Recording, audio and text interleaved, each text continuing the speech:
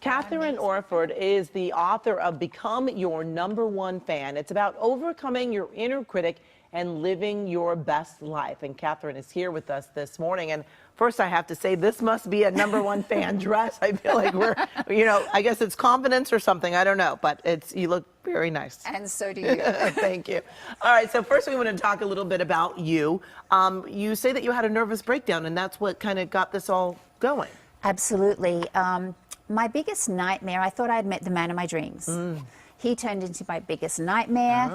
I did not know I was adopted at the time, so when he dumped me and overlapped his women and went on to marry her 3 months later, oh gosh, I put on my Superwoman coat and pretended I was okay, but I wasn't okay inside. I did that for about 9 months, and then ultimately inside took over. Okay. And had a nervous breakdown, was ready to take my own life. Thankfully, 2 of my beautiful students' mums were there for me in my darkest hour, and I realized that one of them had turned up with a bunch of flowers on the day I was going to take my life and said, we know you're going through a really hard time, and we want you to know how much we love you. Oh, wow. And I went,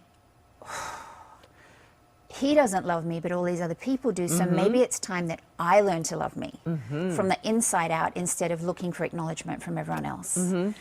And then 10 years later, I found out I was adopted, and that made more sense as to why I had felt so worthless back then. But, it took me on a totally different trajectory. I want to learn how to, what is self-esteem? How can I take charge?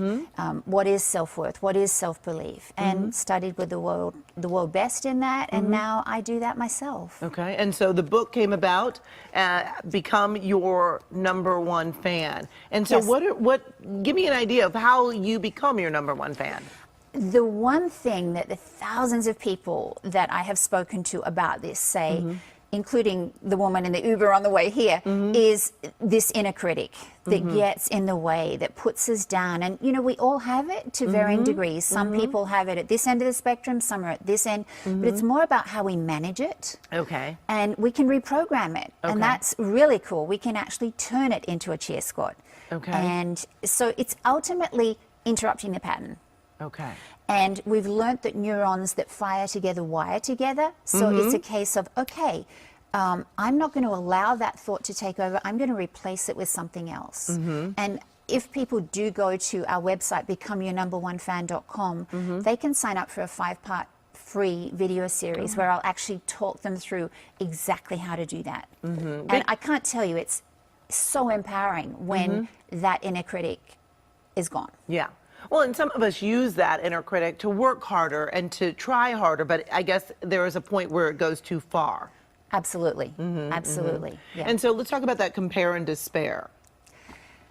Women in particular, we are very good at comparing ourselves with other women. I know as a dancer, a former professional dancer, I spent my whole life looking in a mirror and comparing myself, and I didn't jump as high as this person or have as much flexibility as that person. And again, the more people I speak to, the more of us that tend to do that. And what I really, really recommend they do, which was certainly what I was in all of that all those years ago, is instead of comparing and despairing, if there's something that somebody knows how to do that you don't compare and despair, go ask them.